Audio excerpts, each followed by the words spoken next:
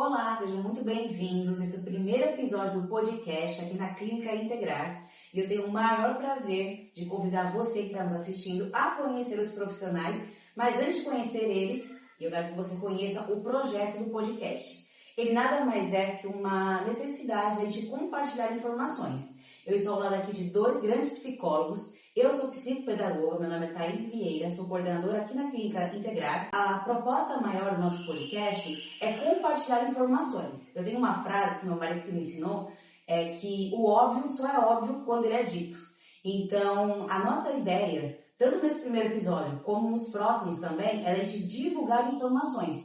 E cada vez mais, aquilo que antes era uma informação muito só das áreas específicas, se torna cada vez mais de conhecimento público, né? Então eu quero dar boas-vindas para vocês, agradecer a participação de vocês, Larissa, Daniel. Se apresenta um pouquinho para mim também, para a galera do vídeo. Então, eu me chamo Larissa Bastos, sou psicóloga, especialista em ABA, em neuropsicologia também, e atuo aqui na Clínica Integrar, atendendo, né, atendo crianças, adultos, adolescentes.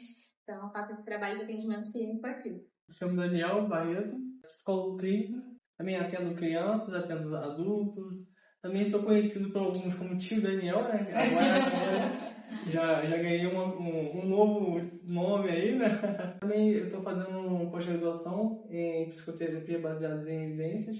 Legal. E também atuo nessa área também. Mas é uma profissão que a gente ganha recompensas muito além de dinheiro, porque você vê literalmente aquele serzinho, eu digo serzinho porque aqui na clínica tem muita criança, mas não só criança, a maioria, né, são crianças. Se desenvolveram, venceram alguns medos, algumas barreiras, né? No dia 27 desse mês a gente comemora o Dia do Psicólogo. E aí, nada mais justo do que a gente começar o primeiro episódio falando sobre a importância do psicólogo, mas não só para crianças, para todas as idades. Eu estava parando para pensar assim, né, psicólogo. Poxa, eu preciso de um psicólogo só quando eu tenho um problema? Ou qual idade? Porque assim, na verdade, todos nós temos problemas ou desafios, melhor dizendo, em todas as idades. Aí eu queria saber de vocês. Eu posso procurar um psicólogo só quando eu sou criança? Ou quando eu tenho algum diagnóstico? Queria saber de vocês, e aí? Então, assim, eu vejo muitas pessoas assim, esperam chegar no limite, né, das situações acontecerem para poder realmente buscar nossa ajuda, né? Só que assim, às vezes não precisa ser algo relacionado a uma patologia, mas assim, às vezes a pessoa quer se autoconhecer, vem nos procurar, tal. Então assim, isso também é um outro lado que a gente pode estar auxiliando as pessoas, né? Não só chegar, né, aquele tratamento, né, de patologias, mas também autoconhecimento, que eu acho algo bem importante para a gente poder... Até de prevenção também, né? Que às vezes a gente espera chegar realmente no limite, como o Daniel falou. Mas antes da gente chegar nesse limite, a gente já teve alguns sinais no caminho de que alguma coisa não estava funcionando. Então, por que não procurar o psicólogo antes da gente chegar ali no nosso estado final mesmo, né? Esgotado, sobrecarregado. E todas as fases precisam de um psicólogo, né? Claro que cada fase tem as suas demandas, tem as suas questões, né? Mas o psicólogo pode auxiliar todas as idades. Então, pensando assim, vamos dividir por fases da vida. Na infância, quando que vocês acham que é necessário, quais são os desafios principais que uma criança precisa do psicólogo?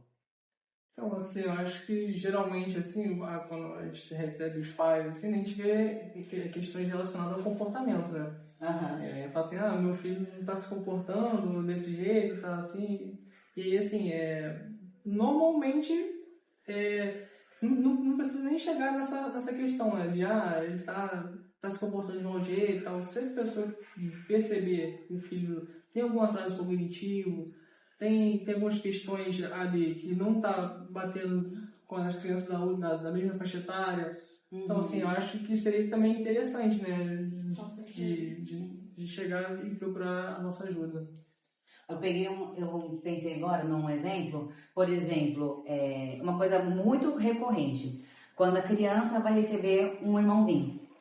Ela pediu tanto a Deus, pediu tantos pais, assim, quero ter um irmãozinho, e aí vem aquela fase de muitos ciúmes, um turbilhão de emoções, Sim. E aí, assim, também caberia ajuda do profissional? Caberia, é muito comum, muito frequente. Sim, Eu tenho sim. alguns números assim aqui, e é muito legal também o trabalho que a gente vai fazer com a família da orientação parental. Ah, legal. Né? Porque a gente vai dar orientações para essa família, para ela aplicar as estratégias que a gente aplica aqui em casa também, para a gente ver o trabalho trazendo resultados, né? Então, principalmente quando tem alguma mudança na dinâmica familiar, seja chegada de um irmãozinho, às vezes separação dos pais, às vezes morte na família, né? Luto que o vô, a avó partiu. Então, assim, são questões familiares que aparecem muito e a gente precisa justamente da parceria da família. Que a gente vai precisar mudar, às vezes, a rotina, mudar a forma de conversar aquele assunto com a criança. Então, é muito legal esse trabalho. É uma coisa que a gente nem para pra pensar, né? Eu, particularmente, assim, a morte na família. É difícil pra todo mundo, né? Sim. É verdade. Pô, muito difícil. Imagina para a criança entender o que é a morte, né? É muito complexo. É muito difícil. Assim, a minha mão é bem difícil, assim, que a gente... Mas tem que trabalhar. Tem que trabalhar. E eu acho que cada fase da criança, né? A gente vai conseguir identificar as estratégias, mas assim, tratando muito pro lúdico, porque a criança é muito do brincar. Então, a gente vai inserir aquelas demandas dentro do brincar. Então, às vezes, a gente vai ensinar uma brincadeira, ensinar um cenário, trazer bonecos, trazer historinhas, porque o universo da criança é o brincar. Então, por isso que às vezes as pessoas ficam, mas vai na escola pra brincar? Né? A criança tá indo lá pra brincar, não tem sentido. Mas é porque é assim que a criança se comunica, é assim que a criança se expressa. Ela ainda não tem o repertório emocional que nós adultos temos de falar, de desenvolver, de falar sobre os sentimentos, né? Gente, nem a gente adulta tem esse repertório. Esse é o ponto também que eu quero Exatamente. tocar, porque assim, realmente eu conheço muitas pessoas que têm muita dificuldade de se Sim. expressar e tal. E assim, imagina uma criança. Com certeza. Uma criança demonstra através do comportamento, né? Isso. Aí a gente... Exatamente. Você imagina, 2 adultos que não tiveram essa estimulação, esse desenvolvimento aí de como reconhecer as emoções, como vai colocar tudo aquilo pra fora, né, em forma de palavras, de conversa, não teve isso. Como que vai ensinar pro filho? Porque que não tem, sabe? É muito difícil. Não tem nenhum repertório, né? Aí não sabe como lidar, né? Então fica bem difícil, né? A pessoa ter Nossa, a psicóloga já é maravilhoso daí. Né? Desde a infância. O diagnóstico ele é muito importante para nortear o tratamento, mas claro que independente de diagnóstico, a gente já vai trabalhando as demandas que a família traz, que a família identifica. Muitas vezes a escola também traz muitas demandas, normalmente as crianças vêm muito encaminhadas pela escola também. Então a gente já vai trabalhando essas demandas, né? E o diagnóstico ele é importante para a gente conseguir entender o que de fato está acontecendo com essa criança. Sim, é importante também a gente pensar que muita gente fala por senso comum. Hoje tudo é um diagnóstico.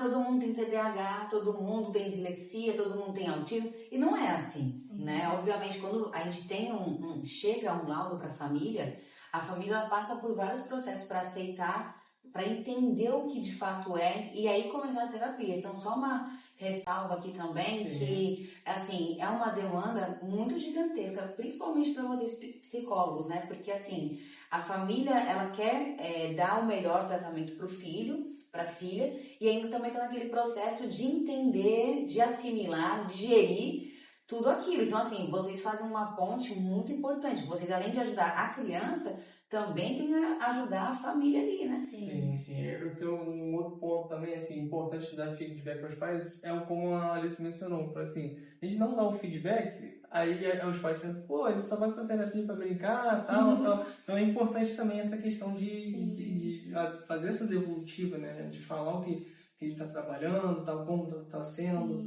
É importante também, né? Porque senão não funciona, né?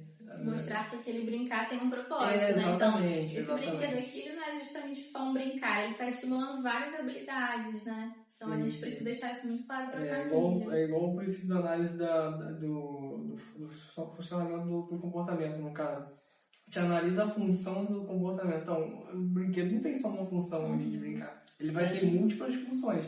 Então, a gente explora, a gente adapta a que a criança necessita e explora bem isso. E consegue fazer um bom trabalho, né?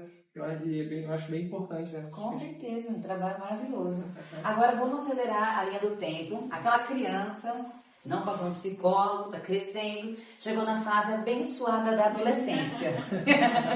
Aquela fase boa, que está todo mundo descontente com tudo, nada tá bom. E aí, quando que o adolescente tem que ir para o psicólogo? Só quando ele está com um rendimento baixo escolar? Eu tenho muitos adolescentes, né? Eu gosto muito de atender adolescentes. Acho muito engraçado também, porque normalmente eles vêm muito fechados, né? Meio desconfiados. Normalmente o adolescente não quer estar na terapia. Vem porque os pais arrastaram, né? Então, assim, a gente precisa conquistar esse adolescente de início, né? Fazer essa boa criação de vínculo. E aí eu gosto de entrar ali no mundo do adolescente, descobrir o que ele gosta. E a adolescência traz muitas demandas também. É uma fase muito importante da gente estar acompanhando, porque são muitas mudanças. Então você deixa de ser uma criança, mas ainda não é um adulto. Então tem toda essa questão de identidade, autoestima também é uma questão que aparece muito na adolescência, principalmente hoje em dia com as redes sociais, que as pessoas se comparam muito, né? A questão do uso de telas. Então, assim, eu recebo muito adolescentes com ansiedade, com questões de autoestima. E é muito importante a família estar atenta ao comportamento desse adolescente. Será que esse adolescente está participando? Ele conversa, tem diálogo com a família? Ou é aquela criança que está sempre trancada no quarto? E aí a gente não sabe o que está acontecendo com ele, né? Então é muito importante na adolescência ter esse apoio psicológico também. Porque são muitas questões, muitas mudanças hormonais e muitas coisas. Sim, envolve, não é só uma mudança, não, são várias ao mesmo tempo, né? Então, assim, o psicólogo ali ele tem um papel fundamental ali em auxiliar, né, esse adolescente nesse momento de mudança, né? E aí, como você falou, não é mais criança, mas também não é adulto. Isso. Aí... É muito difícil, né, pra entender, porque eu lembro, eu adolescente também, né? A gente acha que a gente sabe muita coisa, cara, a gente não sabe nada. E assim, tem uma coisa muito difícil também que, lógico, na minha época era tratado de formas bem diferentes, hoje, graças a Deus, tem muita coisa assim desenvolvida nesse sentido, mas ainda assim é um problema que é o bullying. Eu penso muito nele, assim, né? Porque até lembrando, não sei se vocês assistiram no Netflix, aí fica até uma recomendação, a série Adolescência. Sim. Vocês chegaram a assistir? Não sei, não, eu vou assistir. Muito boa. Então, assim, ali mostra, né, como que os pais devem estar atentos ao seu filho. Você acha que você conhece seu filho, você acha que está acompanhando e, assim, não é suficiente. Então, eu pensei muito assim, cara, como que faltava um psicólogo ali, entendeu? Pra dar esse suporte. Sim. A questão do bullying, infelizmente, ela prejudica muito. E pode marcar aquele adolescente pro resto da vida. Só um parênteses, na psicopedagogia, a gente estuda, o nosso objeto de estudo principal é a aprendizagem. E aí, uma das razões do porquê, a gente vai sempre perguntar por que aquele aprendiz, aquele paciente, no caso aquele adolescente, parou de aprender. E aí, uma das razões é a parte emocional. E aí, assim, atendi alguns adolescentes e, assim, batata. Passaram por um episódio, assim, trágico de bullying e aí, simplesmente, a aprendizagem já parou. Porque associa a escola a um lugar aversivo, né? Se eu vou pra lá e ninguém gosta de mim, todo mundo me critica. Sim. Perco o interesse de estar naquele ambiente, não vou querer estudar. Por isso que é importante essa equipe multi, né? Pra gente conseguir trabalhar todas as áreas do indivíduo mesmo. E o bullying, ele é muito comum na adolescência ainda, infelizmente, né? Apesar de todas as estratégias que a sociedade tem feito Ainda em torno tá, disso. Tá bastante presente ainda. É muito presente. Eu vejo muito também isso. Existe, né, nas duas escolas, né, na pública e particular, mas mais na pública que eu fui sempre um estudante de escola pública.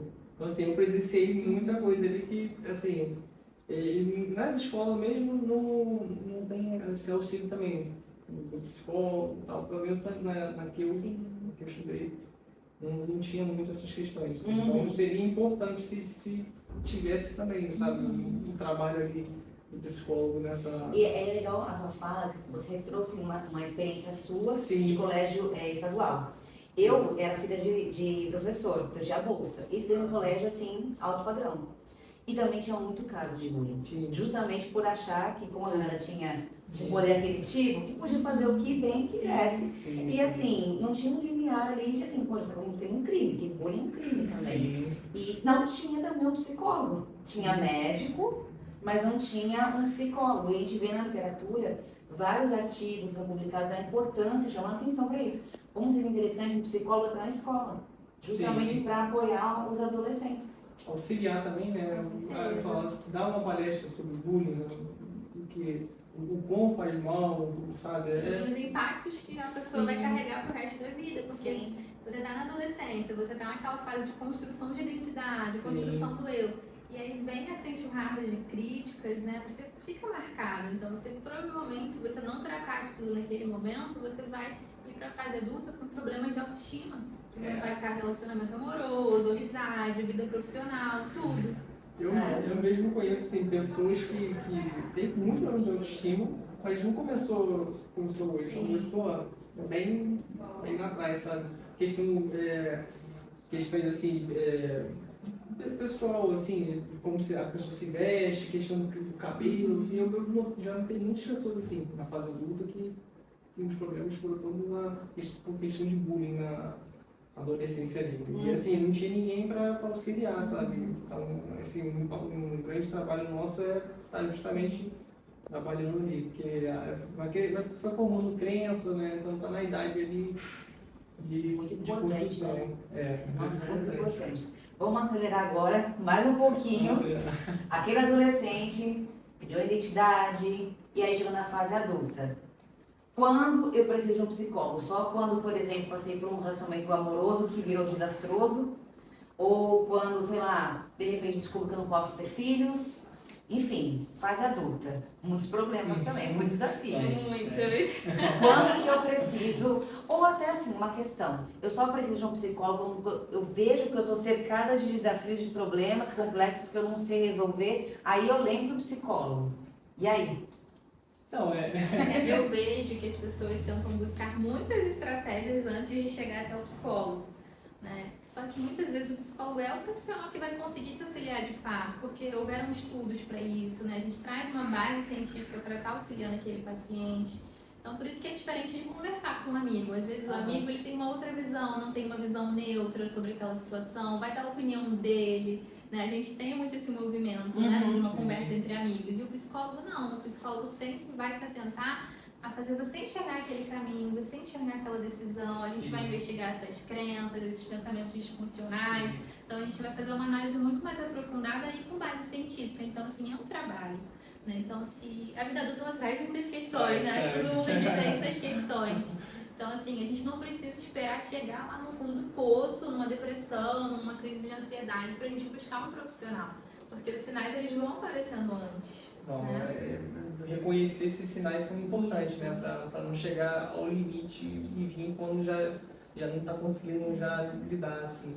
Vocês podem me dar um exemplo, por exemplo, de sinais alertas ali que a gente, enquanto adultos, pode identificar para, poxa, eu preciso de um psicólogo?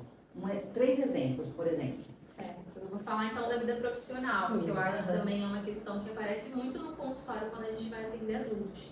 Que é aquela sobrecarga no trabalho, ou muitas vezes estou no trabalho que eu não gosto, quero mudar minha vida profissional, mas recomeçar de novo. Então, assim, a questão profissional aparece muito na vida adulta.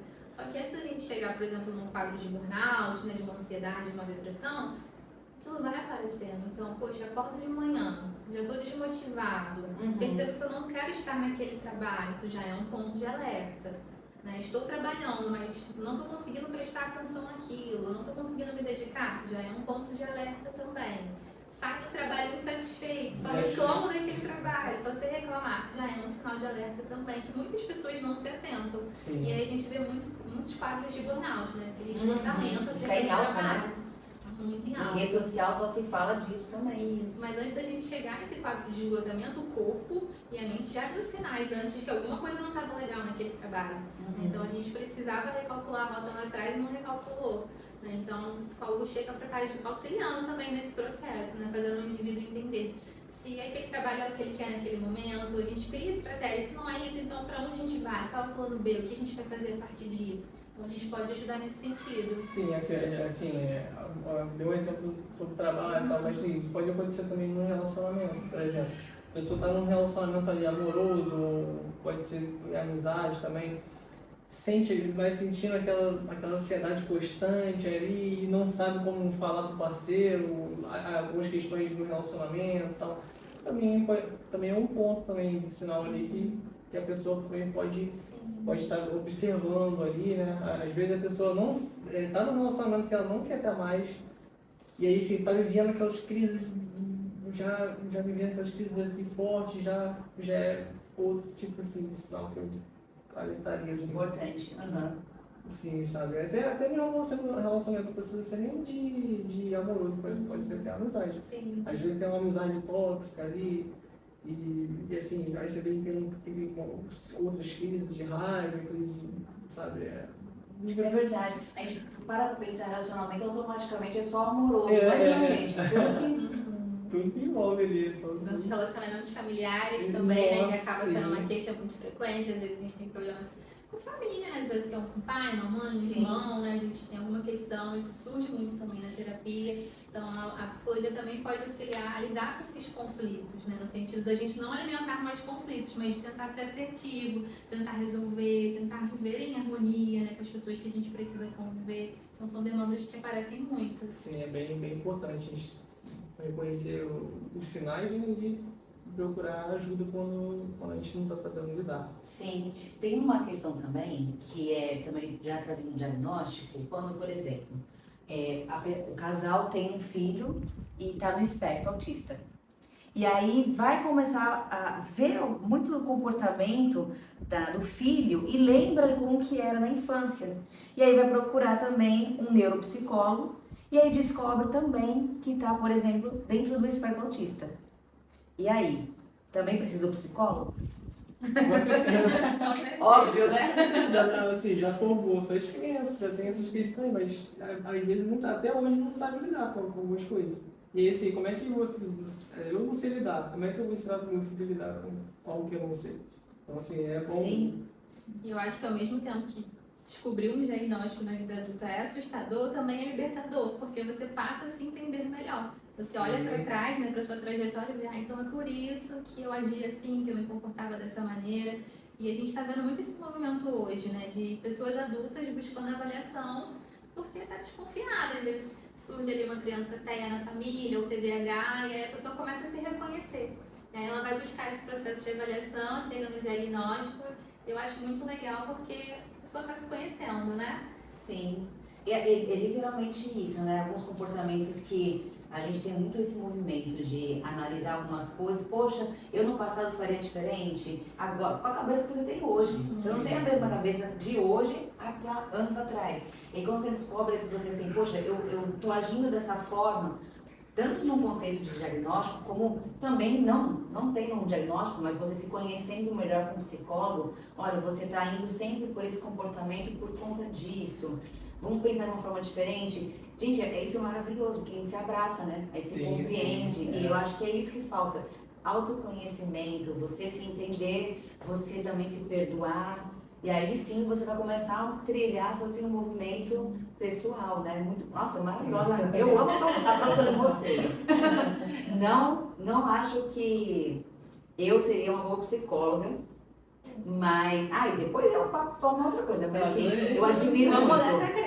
Eu admiro muito, eu acho muito lindo, assim.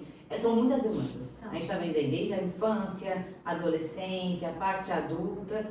É muita coisa. Então, assim, parabéns, porque não é fácil. Tem com diagnóstico, sem diagnóstico, enfim, um milhão de questões que caem no colo de vocês e ainda tem a pressão quando tá na infância. Poxa, meu filho tá só brincando, né? E não é só brincar, tem muito, é um mundo imenso, um universo inteiro dentro do brincar. E agora a gente vai avançar mais um pouquinho. Sim. Né? Na terceira idade. E aí? Eu, por exemplo, a gente já vivia... Pensa, eu tô com 70 anos de idade, eu já vivi a vida inteira, eu não vou precisar de psicólogo, pra quê?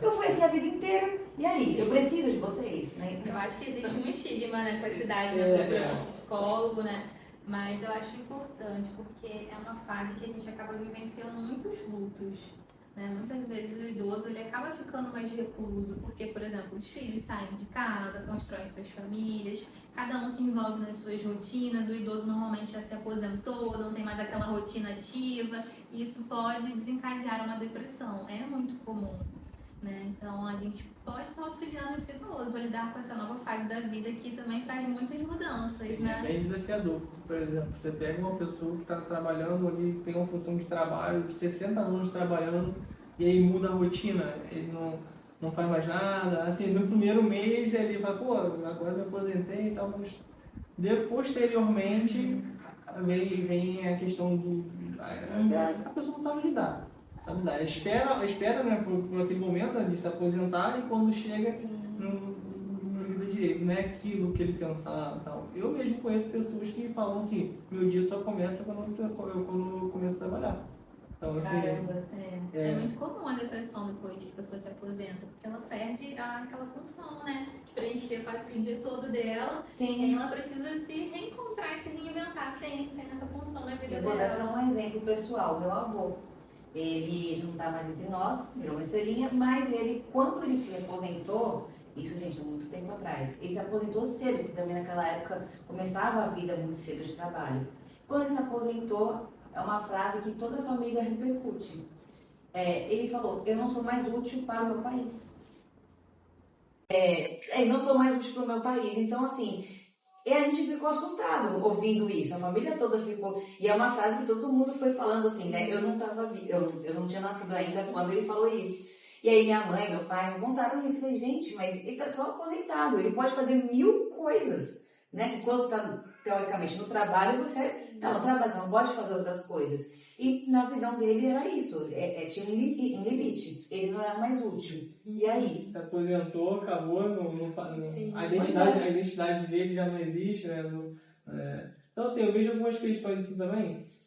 Tem pessoas assim que se aposentam, até aí, por exemplo, quando você vai se apresentar, como você fala, quem é você? Eu sou psicólogo. A pessoa não fala nem o nome dela, a pessoa já fala, a profissão já vem na frente e tal. Então, assim, nós temos a nossa identidade, né, pessoal? O pessoal trabalha e o pessoal. Então, assim, tem pessoas que não sabem lidar com essas questões e não sabem separar. Então, assim, é uma demanda que aparece pra gente. No caso da terceira idade, assim. Eu acho legal também pontuar na terceira idade um trabalho que a gente pode fazer como psicólogo, que eu acho muito legal, que é a estimulação cognitiva. Sim, maravilhoso. Porque muitas vezes os idosos, eles perdem essa estimulação cognitiva, porque eles têm pouco contato com o mundo, né? Não estão mais naquela rotina ativa, ficam mais reclusos. Eu vejo muitos idosos que têm aquela rotina só de televisão, né? Então, assim, a gente precisa estimular cognitivamente. A gente tem casos, por exemplo, de Alzheimer, que precisam de uma estimulação, né?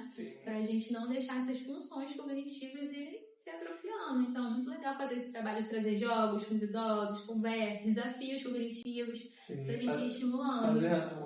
Trabalhar um raciocínio ali, né? Então, hoje nós temos até algo novo, né? Que é as telas também. As telas...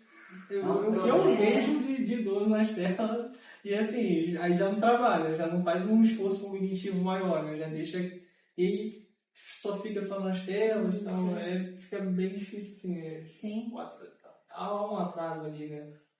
Acentua ainda mais os problemas que a gente deles, né? Questão de memória também, né? Que a gente vê que é uma questão muito importante, que eles vão perdendo, e a gente pode estimular isso também. Que legal. A gente pode fazer esse trabalho. Que legal. Ai, gente, tô amando.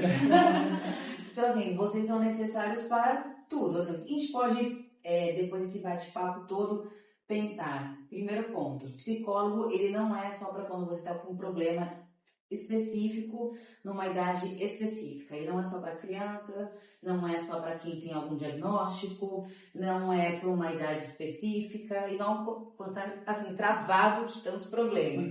Ele serve para todas as idades, para qualquer demanda que você tenha. E aí, por exemplo, eu sou uma mãe muito precavida e assim, aparentemente não tenho nenhum problema. Eu posso mesmo assim levar meu filho ao psicólogo? Pode sim. Normalmente eu gosto de trabalhar, por exemplo, com crianças. Imagina que você chegou aqui pra mim com o seu filho, né? Marisa, eu não tenho nenhum problema com ele, mas quero trazer ele aqui. O que você vai fazer com ele? Então, o que a gente pode trabalhar com crianças? Psicoeducação emocional. Vamos trabalhar as emoções para a gente já ensinar essa criança estratégias para ela conseguir se regular? Não vamos esperar essa criança desregular emocionalmente, não saber lidar com raiva, não saber lidar com frustração. Vamos já ensinar isso antes a ela. Porque quando esses desafios forem surgindo, ela vai saber lidar com isso muito bem. Muito bem, arrasou. Está identificando, né, os pensamentos que influenciam essas emoções, então assim, isso psicoeducação, como a Larissa falou, é um ponto bem que a gente pode trabalhar com uma criança que não tem nenhuma demanda, no caso, assim. Sim, não precisa necessariamente ter um grande problema para estar em contato com o psicólogo, né? Sim. Gente, muito obrigada, Obrigada. pela participação, aceitar o convite, de muita boa vontade. Quero agradecer e pedir para que vocês façam uma breve despedida aí para a galera. Deixem também contatos, rede social, se vocês tiverem. E, obviamente, não deixem de seguir a Clínica Integrar. E não deixem de se inscrever também aqui no canal do YouTube da Clínica Integrar. Até porque esse é o primeiro episódio e terão outros mais, como vocês puderam ver aqui, gente. É uma conversa muito fluida, muito bacana, mas muito rica também de informações.